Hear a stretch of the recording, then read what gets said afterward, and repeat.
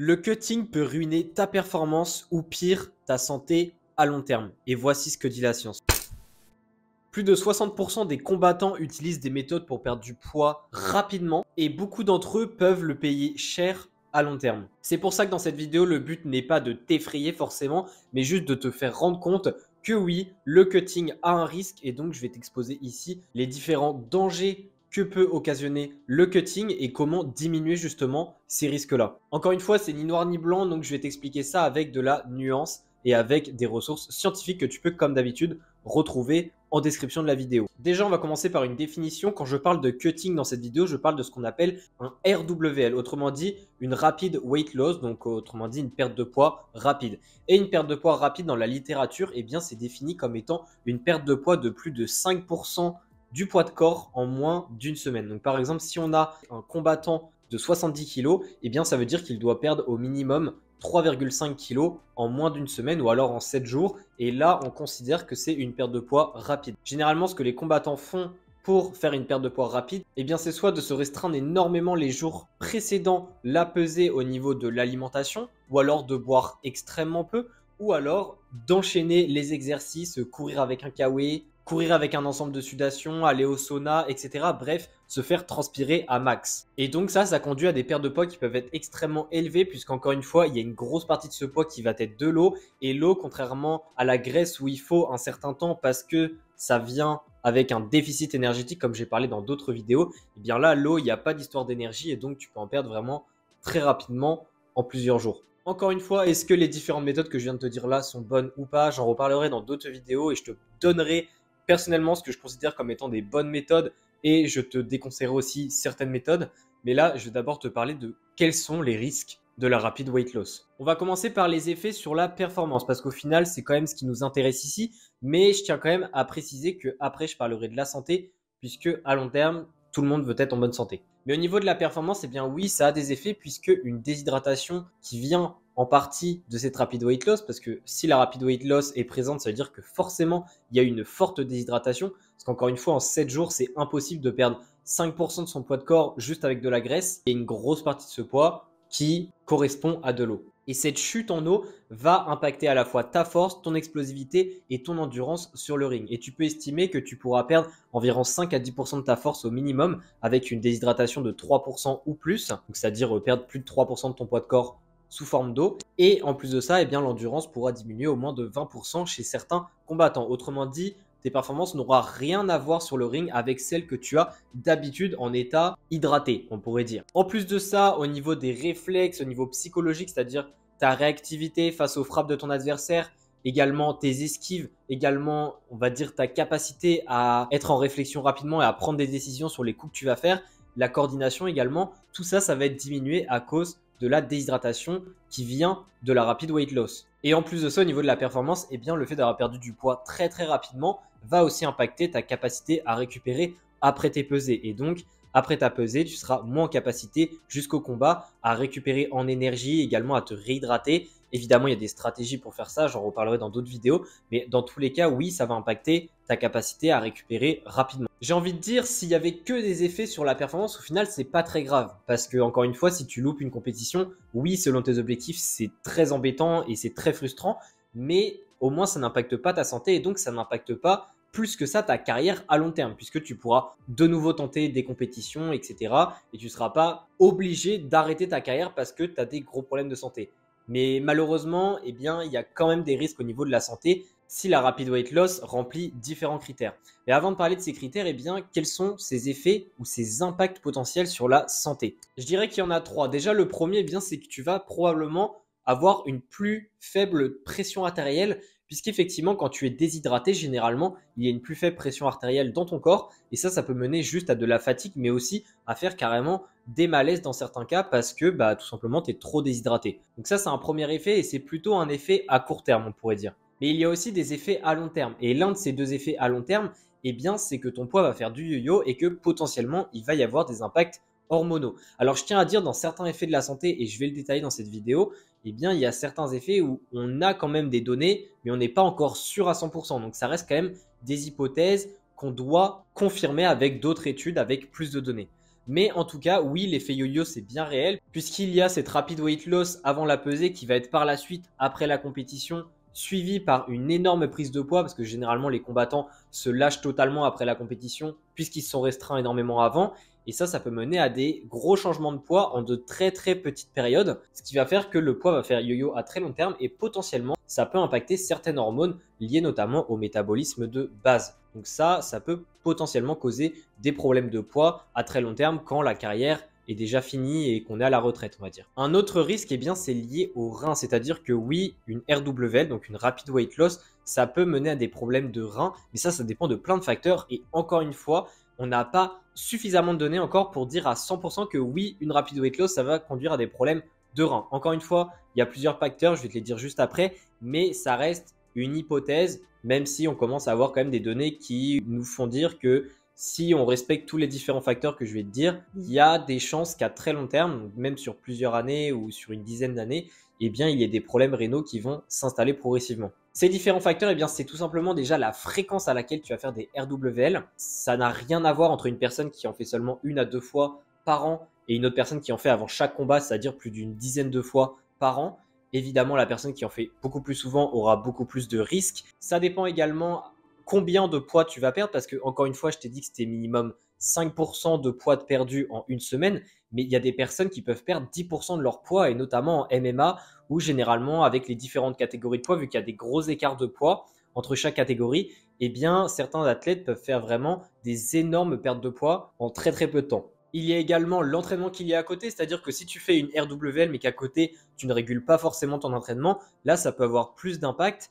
Et en plus de ça, le dernier point, c'est aussi la récupération que tu auras après la pesée. Si tu as très peu de temps après la pesée et que tu as fait une énorme RWL, là oui, ça peut avoir plus de problèmes. Une étude d'ailleurs en 2023, et je te la mettrai dans la description, a montré que différents biomarqueurs en lien avec les reins changeaient énormément quand on les mesurait chez des athlètes qui étaient déshydratés à au moins 5% de poids de corps, c'est-à-dire en RWL, contrairement à des athlètes qui n'étaient pas déshydratés et qui n'étaient pas en RWL. Donc oui, je ne peux pas te dire à 100% que ça va te poser des problèmes de reins, mais en tout cas, on commence quand même à avoir des données qui nous font dire que si tu fais des RWL très fréquemment, que tu fais des RWL très intenses, c'est-à-dire tu perds énormément de poids, et en plus de ça, tu n'ajustes pas ton entraînement et au niveau de la récupération après la pesée, c'est pas trop ça, si tu as ces trois facteurs-là, je pense que tes reins en tout cas vont vivre un mauvais moment à long terme. Un autre risque, c'est ce qu'on appelle le syndrome métabolique. Le syndrome métabolique, c'est un peu un ensemble de conditions, notamment de la pression artérielle, au niveau de tes taux de cholestérol, de HDL, donc un autre type de cholestérol, l'obésité, bref, c'est un ensemble de facteurs qui font que ce qu'on appelle un syndrome métabolique.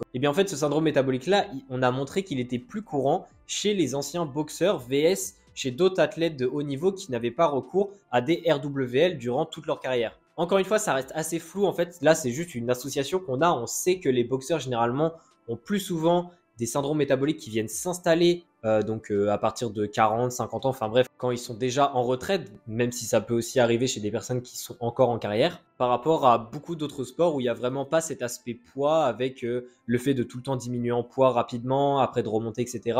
Donc, on ne sait pas vraiment les mécanismes, on ne sait pas vraiment si l'un cause l'autre, c'est-à-dire si la RWL cause vraiment un syndrome métabolique ou si c'est lié à d'autres choses, mais en tout cas, il y a une piste là-dessus et c'est pas forcément bon signe. Et le dernier effet que je voulais te dire, mais ça c'est plutôt lié à la performance, mais un petit peu aussi à la santé, c'est au niveau de la récupération musculaire, ce qui peut avoir un impact. Puisqu'on a montré que différents biomarqueurs qui sont importants pour la récupération musculaire, en cas de RWL, c'est-à-dire chez des athlètes qui sont en train de faire une RWL, ces biomarqueurs-là étaient dérégulés et donc signifiaient que la récupération musculaire se faisait beaucoup moins bien. Donc c'est un peu ce que je t'ai dit avant par rapport à la performance, le fait que tu vas moins bien récupérer quand tu fais des RWL, donc notamment après la pesée, mais aussi de manière générale, si tu récupères moins bien musculairement, ça peut à très long terme, et notamment avec le vieillissement, te mener à des problèmes au niveau de tes taux de masse musculaire, ce qui est pourtant un facteur important pour être en bonne santé. Bon, maintenant, je t'ai dit différents facteurs et je pense que tu es en train de te dire, mais en fait, je vais pas faire de RWL parce que là, c'est ultra dangereux. Alors, je tiens quand même à préciser que, encore une fois, il y a certaines choses, on n'en est pas sûr à 100%,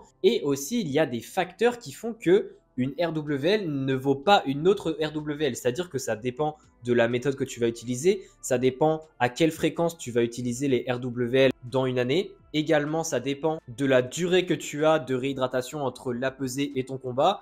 Enfin bref, ça dépend vraiment de plein de facteurs et donc on ne peut pas dire que toutes les RWL sont mauvais pour ta santé à long terme, mais aussi mauvais pour ta performance. C'est pour ça que je vais te donner 3 conseils déjà que tu dois mettre en place pour diminuer un maximum le risque des RWL sur ta santé à long terme. Et si déjà tu mets ces 3 conseils en place, je pense que tu n'as pas trop à t'inquiéter à long terme. Encore une fois, tout peut arriver dans notre vie, hein, combattant ou pas. Mais si tu mets déjà ça en place, tu mets beaucoup de risques de côté dès le début. La première chose, eh c'est de ne pas faire de RWL avant chacun de tes combats. Il faut vraiment te rappeler de la définition de RWL. C'est normal qu'avant une pesée, tu vas perdre un peu de poids et que tu cherches à perdre un peu de poids. C'est pas mauvais, mais quand je parle de RWL, là, je parle vraiment de perdre 5% de ton poids en 7 jours, ce qui est vraiment énorme.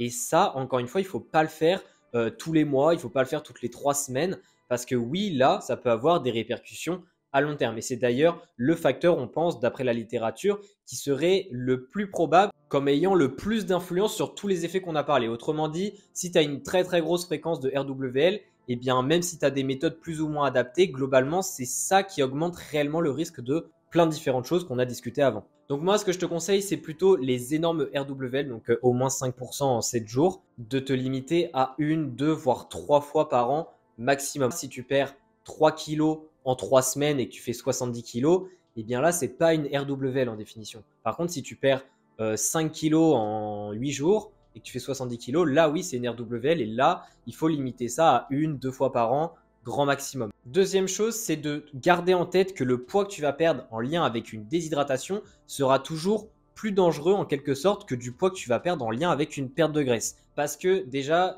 d'un point de vue biologique, si d'un coup on nous enlève toute la nourriture et toute l'eau disponible, eh bien on va d'abord mourir à cause de la soif et pas à cause de la faim. Si tu es en énorme déficit calorique, eh bien tu vas taper dans tes graisses, mais techniquement tu vas quand même survivre. Le truc, c'est que l'eau, alors ça dépend des personnes, mais en tout cas, 10% de déshydratation pour certaines personnes, ça peut conduire à la mort. Donc en fait, c'est quelque chose qui va beaucoup plus vite poser problème. Donc ça déjà, c'est le principal point que je voulais te dire. Mais du coup, ce que je veux aussi te dire, c'est que il faut vraiment utiliser les bonnes méthodes. Et notamment pour l'hydratation, eh bien, ne pas faire une méthode où tu vas arrêter de boire pendant 24 à 48 heures, où tu vas pas boire un seul verre d'eau. Là, encore une fois, c'est dangereux, ça peut aggraver le risque que va créer la RWL sur différents aspects, que ce soit performance, santé, etc.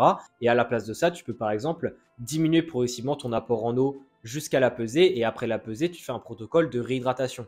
Si tu fais ça, malgré le fait que tu as fait une RWL, eh bien tu diminues énormément les différents risques possibles qu'il va y avoir sur ta santé et sur ta performance. Pour rappel, je parlerai de d'autres méthodes dans d'autres vidéos. Je vais faire des guides complets, des vidéos guides complets sur comment te réhydrater après la pesée, comment te déshydrater avant la pesée sans induire de risque sur ta santé, également comment diminuer tes taux de glycogène. Bref, je vais faire plein de méthodes, je vais en parler de plein, je vais te dire est-ce qu'elles sont bien, est-ce qu'elles sont pas bien.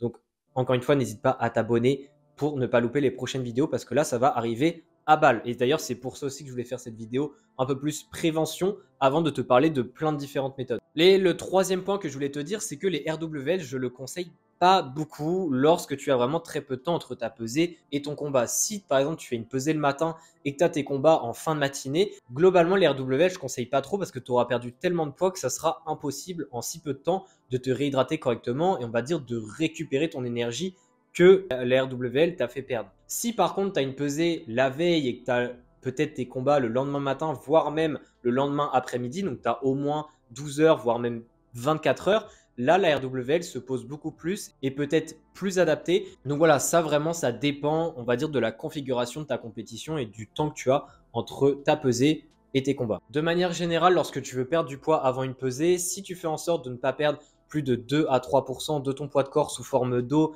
également que tu ne coupes pas soudainement le sodium et donc ça évite le risque d'hyponatrémie et qu'en plus de ça, tu fais aussi en sorte d'avoir un protocole de réhydratation après ta pesée, tout en faisant en sorte que les RWL, tu ne les utilises pas pour chacun de tes combats. Là, normalement, tu n'as pas trop de soucis à te faire. Si tu as des questions, parce que peut-être que j'ai pas été clair sur certains points, peut-être que j'ai pas assez détaillé, n'hésite pas à commenter en dessous de la vidéo.